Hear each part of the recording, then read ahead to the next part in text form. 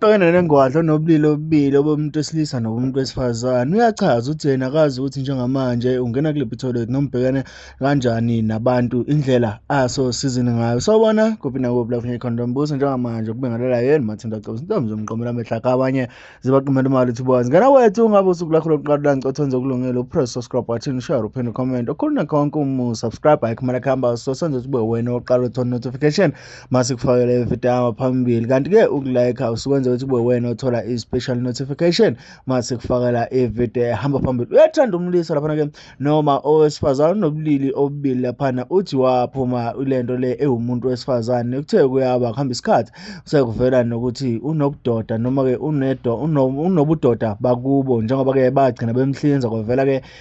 ikhwama lapha ke agcine seyihlele ubalo wase edideka from lapho ukuthi ke ngempela useyilifu sengabe umuntu wesilisa noma ngabe umuntu wesifazane. Uthi ke mangabe eyochama noma ke esebenzisa i-toilet kuyaphoqa ukuthi fanele esebenzise abantu besifazane ebese bemxwaya kakhulu kangangokuthi ngenye imoli waze wacishe waboshwa. Nganza kwethu uthe uma eqhubeka wathi baningi abantu abamcwasayo noma baningi abantu abamsajusayo ngendlela yokuthi ugcina ezizwa ehlukumezekile uma esemphakathini. Ube sichaza ukuthi umphakathi awumhlalisile kahle neze ngendlela ke ayiyona ngoba ke baze bekhuze nezingane zabo bekhuze ke bethume nezingane ukuthi zizombuza ukuthi kahle kahle uyinhloboni noma ke ubulili buni mangabe ehlangana nabantu bexoxa ngaye uthi kuyaye kube kuhlungu kakhulu ngoba ke kuyale kuzwela ngaphandle nje kokumosha isikhathi sakho ngeke uchaze konke kodwa ke bangenzela ukuthi uma ukuthi ujahile uyadlula kube ukuthi usunayo clarity ukuthi sizokhuluma ngani lana ukuze ke ivideo mabe uqhubeka noma uyibeka kube ukuthi usuyazi ukuthi ubeka ivideo kanjani. Ngaphandle nje kokusho isikhathi sakho nayo insizwa noma ke nayo intombazane iyayichazela mayelana nalesi simo bibhekene naso. Kunestabane endaweni usingelisele indawo yethu izinto enjalo usingelisele indawo yethu wakwambona kuphi umuntu onjalo ke.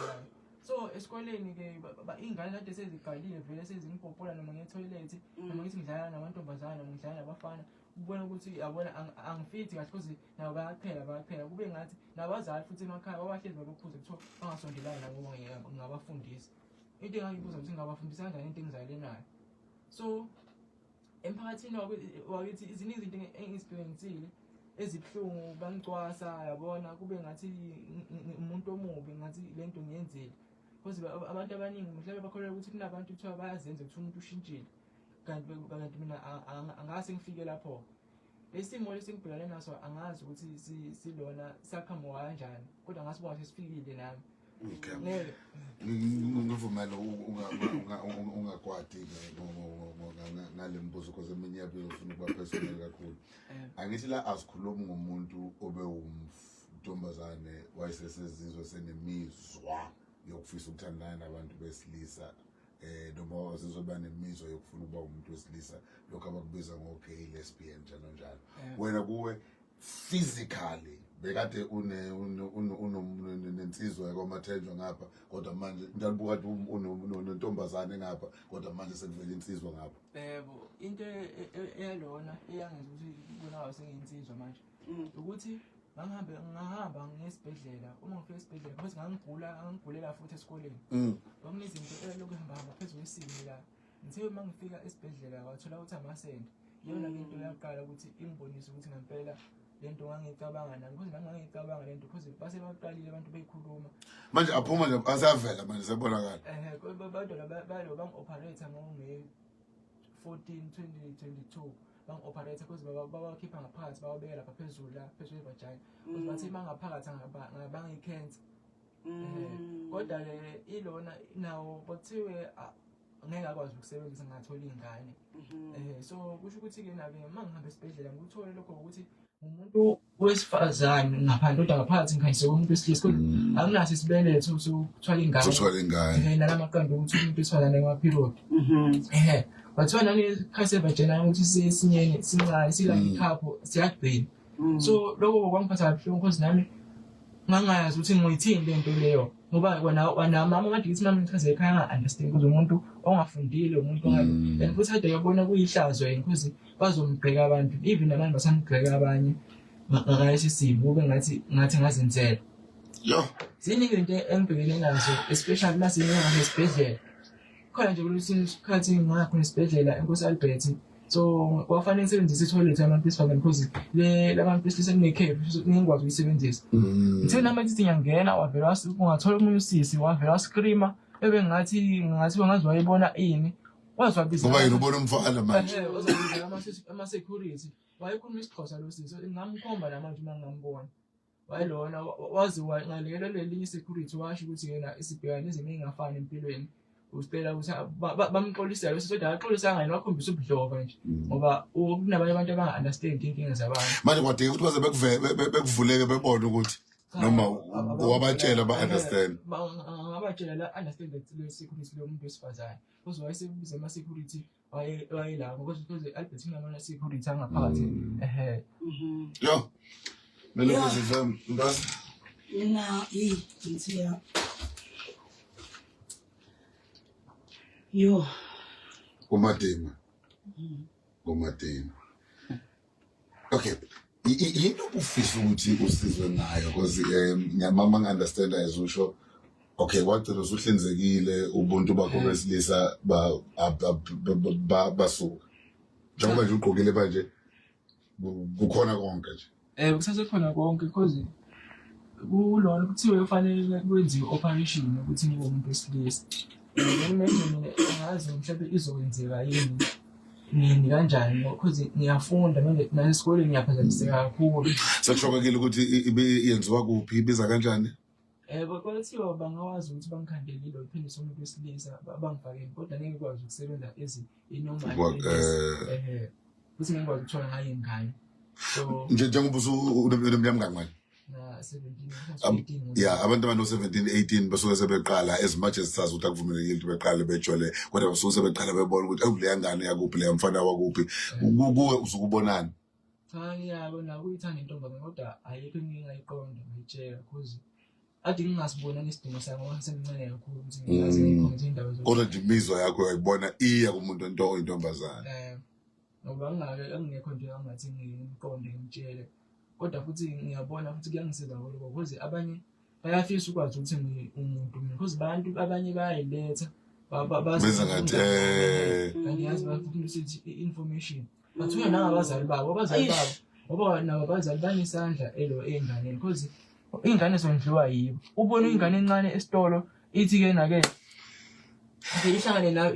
ibuze ukuthi-ke nakena ashethe uyini wena ngoba ngizwile ekhaya umeme bekhuluma beno-anti nobani bani so uyabona ukuthi balona bayakhuluma yini nanokuthi uyafika amaphela kuthiwa kuyakhulunywa ngesimo sakho uvele ungazi ukuthi nalento othunywe yona mhlawumbe zizobhala ama-homework uvele uba uthi ish yabo ngaze ngakhubeka-ke manje baningi abantu kunganga ukuthi ngisho abantu abadala ukuthi umuntu ngiyakhuluma ungeke ukwazi nokuthi umphendule because umlo muntu angathandi ukuthi ngikhande inzondo ngiphendulane nabantu abadala because abantu abadala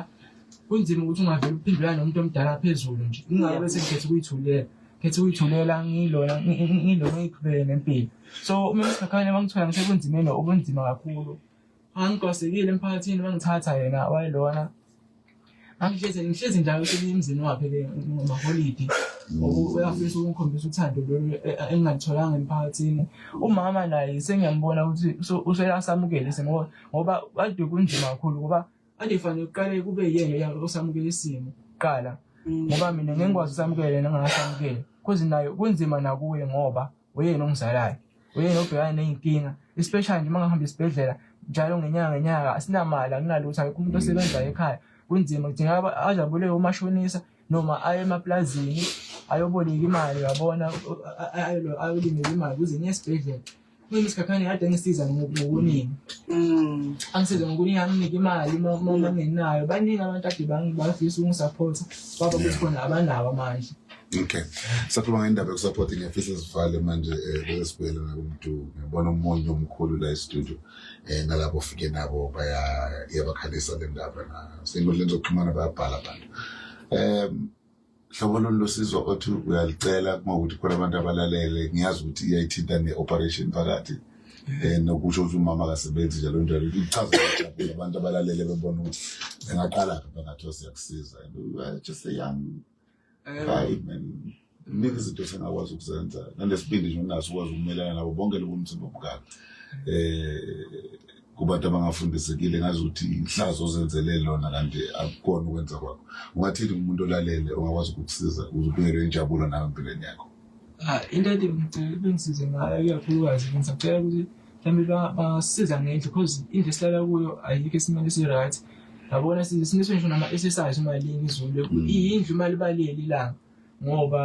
kuyanetha phezulu akukhandeki kona. Umama ngeke ngazi ukuthi angakhanda because akanamali eyolona. Nanokuthi imali kwisibhedlela seyasiphelela impela. Sinaney'kweleti nje ezinye. Uma ezinye uyizamile noma ukuyivala ngayo abantu amadonate ngayo imali kuthiwa ngithenga impahla. Ngizama ukuyivala iy'kweleti. Ngicela bangisize ngalokho mhlawumbe bangiphe imali yesibhedlela. Nanokuthi-ke futhi nginanekhono lokudweba. Mhlawumbe ngingayiphilisa ngangalo ngidweba ama-house plan, ama-designer. Nanokuthi kwesinye isikhathi ngiyakwazi ukuthi uma ngibona umuntu ngimdwebe ephume. Ikulokho-ke engangisiza ngayo. Nanokuthi futhi ngingaqela mhlawumbe ngolunye usuku kunikele mhlawumbe nihambele ngasekhaya ukufundiswa ngento kanjena kodwa kungagcini uma kuthiwa kunomunye umuntu ofika endaweni mhlawumbe asithi uyasithola sakuleso simo ngoba abantu nje